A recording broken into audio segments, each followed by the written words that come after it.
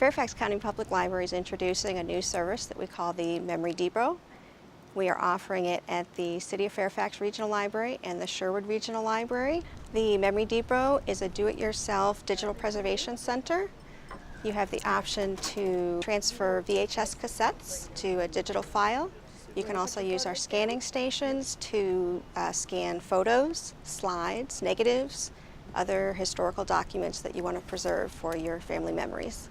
At our orientation sessions for the Memory Depot, we will provide basic instructions on how to use all of the equipment.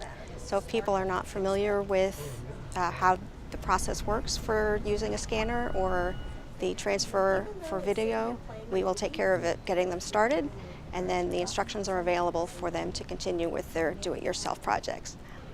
We think this is an important service to offer our customers, especially as I'm standing here in our Virginia room, the part of the library system that offers materials for local history and genealogy, so that people will be able to preserve their own family histories and share them for future generations.